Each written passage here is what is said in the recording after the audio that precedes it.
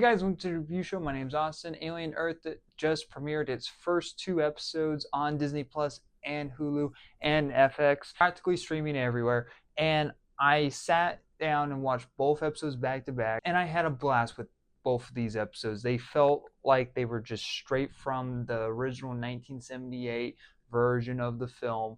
And this actually takes place 2 years before that first film. And I'm very curious to see how it doesn't break any continuity errors. You can pretty much simply say that Ripley is already out there and already space traveling, and she's probably like on her way back to Earth. But then they get called to the planet of the crashed spaceship. They I'm curious to see how they tie it all together. It's been a bit since I've actually seen the first Alien film, so I forget how long she's meant to be out there. That's not really part of my memory, but when I looked it up, this does take place 2 years before. Basically, have pretty much any wiggle room to do whatever they want with this show, because the one thing that people have always wanted is like the xenomorph to be put on Earth and just let it loose, let it cause chaos. And we kind of got that with Alien versus Predator, which was not very good at all. It was Both films were pretty trash. And so besides those which aren't canon, we've never really seen what actually happened on Earth. So pretty much it's a open sandbox in general. So I'll go into details about for both episodes, and they will contain spoilers throughout the whole entire episode series that I'll be doing with this show. Watch them and come back and watch this review after you're done. And yeah, that's kind of your warning. Let's get right into this. This practically opens up like the first film. Like literally like scene by scene, the way that the cinematography felt and the way that we're introduced into this world was exactly like the same thing. Like you show this crew waking up in the same cinematography way, this fade in and fade out type of deal. Even some of the cast members on this crew kind of look exactly identical to the characters and the cast members from the first film. I feel like that's done on purpose. And from the get-go, you just understand what's going to happen. There's no need to get attached to any of these characters. The show doesn't even bother trying to get you really attached to any of these characters. There's some little like characters, like lore and development for them, but you pretty much know right off the bat that they're going to get axed off, and which pretty much everyone gets axed off, besides, of course, the android, which I honestly don't remember the android's name, but he's the only one that survives throughout the whole entire chaos that is happening on this spaceship that is heading back to Earth, that actually has more than just one specimen, and than just the xenomorph, than just the face huggers. They have like this eye like alien. There's this like other like kind of egg with a long tongue type of alien. I don't know what to really call it or describe it, but that's the best way I'm going to call it. You see how they function in episode 2. Just talking about episode 1 at the moment, and next we'll get to episode 2. Introduced to Wendy, that is played by Cindy Chandler, who is a android but was originally a child who had some form of disease, who was just about to die. So they decided to put her memories in this android, making basically a hybrid of a human and an android. They're called synthetics in the world, in this universe, and people might get upset, but I'm just going to call them androids, or whatever my sentence comes out to say. But this is kind of the first time that we've ever seen in this world of this actual capability of the happen. The reason why this isn't a thing later in the later films is kind of strange. At least it was never mentioned or given in any detail. I'm curious to see if there will be any form of explanation that if this is going to be like the only group of people that will have this capability, because it is kept a secret. No one is supposed to know. Wendy is a hybrid of a human and an android, and there's these other group of kids as well that have this same ability, that are also hybrids of humans and androids. And the whole reason why that this company that isn't Watani, I'm gonna mess up the name of the company. It's some other name. It's some other company that is run by some young, rich, trillionaire asshole teenager. And the reason for these creations of androids is so to cheat death in a way, to stop dying, stop death. But really, in my mind, you copy your memories into like a drive into technology, you technically do die, because it's not really you, it is you, but it's just a copy version of you. So you technically are dying in a way just to live on in another version of yourself. And that doesn't also stop you from getting shut down either. So you do eventually would die. But that's their explanation for this, to convince these kids to do it. I think there's definitely a darker, sinister meaning that they are leaving out that will probably be revealed later on. If not, then I will find that to be a stupid exposition. It's a good explanation for these kids, because it's like, well, I am gonna die, so why not have another version of me out there?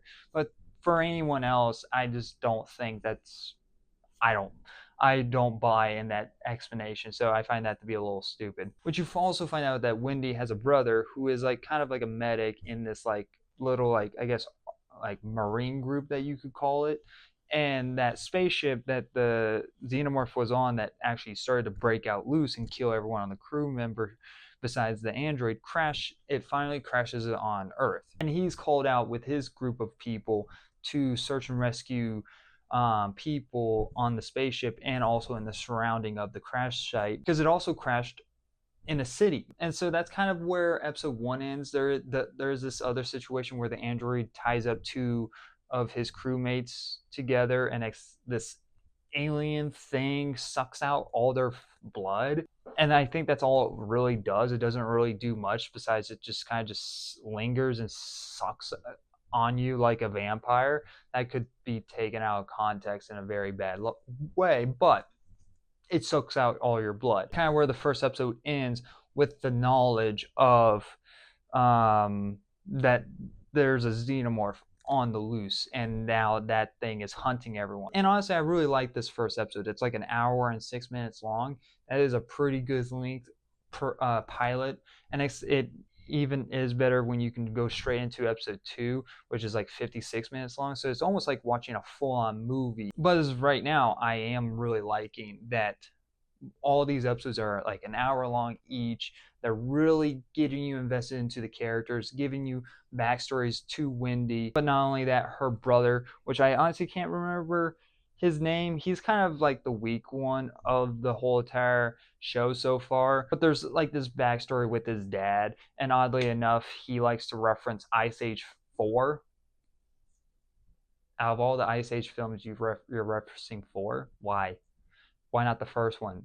Probably because Disney didn't make the first one, so they're like, let's reference the one that we made, guys, which is Ice Age 4. And that movie is like kind of like him and his sister, who was not Wendy. I don't remember her original name. I'm just gonna keep calling her Wendy, but that's something that they bond over, and so that just happens to be the film. But mostly what episode 2 turns out to be is because from I guess I forgot to mention this from episode 1. Wendy comes up with the idea to go help her brother because she can see him, and she has this capability to hack like security cameras, and she's been watching her brother over, I guess, a few months, I think it's been, keeping an eye on him, and she realizes that he is one of like the people that are out there on the spaceship. And so the way that she could go and see him is she gives off this idea like, hey, let's go help the people. Let's use our abilities, because we don't get tired. We're robots.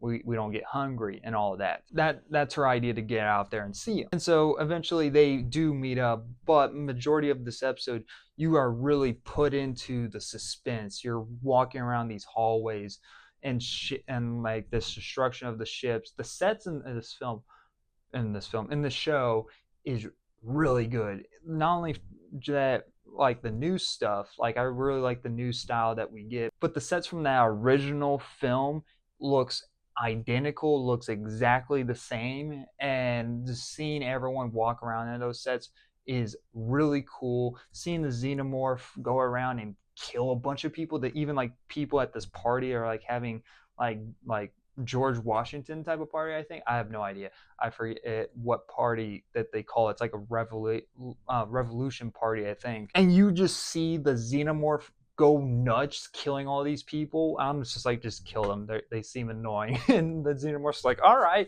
and just kills all of them. It's great. Like, this episode is where you really get that the stuff that you expect from an alien film or show. And I didn't honestly expect to see this very early on. I expected them to hold off on this, but they're like, here's the stuff that you guys have been wanting. So it kind of makes me worried for the later episodes of like, okay, well, if they're shoving all of this in our face now, does that mean the later episodes, or is this going to be the whole entire show and it's going to be about this tug and war trying to hide from the xenomorph, but also try to learn more about what was the company's like goal, and mostly from both companies, the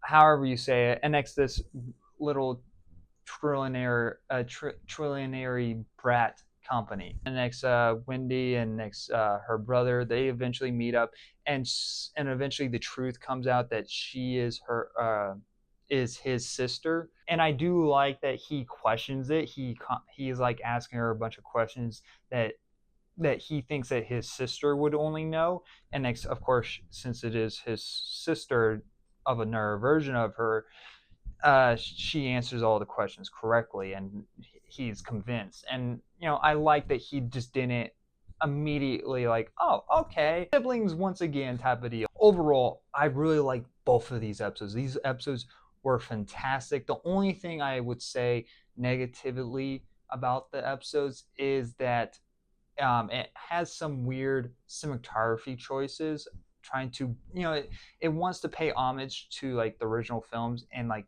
make it feel like it's still in the same universe, but it also oddly has like these slow mo moments with the xenomorph, which it kind of ruins the tension and the tone and like the suspense of what's going on. And just looking at the xenomorph in slow mo just makes it look less scary. That's the biggest problem, among other things, in in Alien Resurrection, because they just constantly show the damn thing. They keep showing all these xenomorphs, and yeah, it's a cool design, but it's like, it's more scary when you don't know where it is. And so when you just cut directly to it jumping off a ledge, showing in slow motion, it's like, okay, the tension's all gone. And another weird choice is the music in this show, and it's not really lasting very long at like when it comes to in these episodes. It's more of like a credits like decision, where they have these like 80s like rock band music. It's like James Gunn somehow got his hands on it. It's like, hey, put this song in, and it's like, no, James, stop it. Even though I like what you done with Superman, but stop it. This is not working. Get out of here. So minor little decisions like that, I have a big issue with.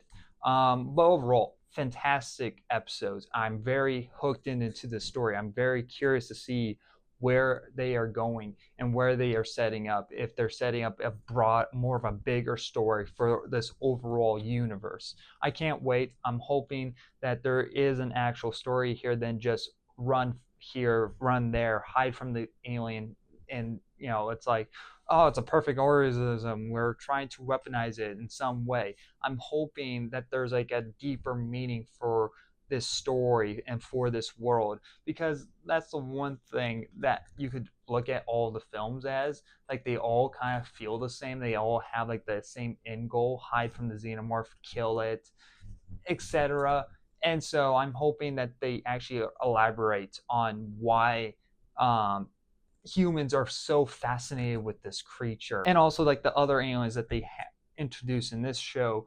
Like, what's their purpose? Like, what do they want with all of these? Another thing that I forgot to mention is the other aliens. The other aliens had some form of involvement in this episode. The one with the eye is so creepy. Like, they kill off a cat with it, and not only that, the cat is also cut in half because it got eaten in some way from either like a xenomorph or from this alien eye, and it's so gross and so creepy. Oh, it was awesome, but also sad at the same time. So great gore, great. It's such a great start to this show, and I can't wait for more. I'm gonna give Alien Earth Neverland episode 1 and episode 2 Mr. October a B plus. I'm giving them both B pluses. They are great episodes. Again, besides those minor little nitpicks about like certain cinematography choices with the slow mo and also the music choices, it was kind of like a weird thing, and I don't really like. But overall, I am invested with the story. The characters are interesting. I'm curious to see where their journey goes, and it just feels like horror again. And that's like the biggest thing. Like I felt kind of scared for these characters when I wasn't like initially feeling like I was going to be, especially when most of the characters that were falling are synthetics and like human hybrid androids in a way. So it's like, well, they already are dead. So they're just kind of machines. You kind of feel less attached to them in that way. But at the end of the day, I kind of did feel like hopefully that no one dies in this situation. And the gore factor as well in the show so far is top notch. It looks great. Yeah, if you haven't already watched the episodes yet, what's wrong with you? Go check them out. Also be checking out for my commentary series on this show. It'll be a weekly release as well, like I did with The Last of Us. The only difference is episode 1 and 2 will be separate, so they won't be a combined video. So they'll have them as their separate video. Episode 1 will go up Sunday, and next episode 2 will go up Tuesday before episode 3's for Alien Earth drops that day. And next, so on after that, episode releases will be every Sunday morning. So yeah, be looking out for those. Anyway, guys, thanks for very much watching. Like always, I'll see you guys next review. Bye, guys.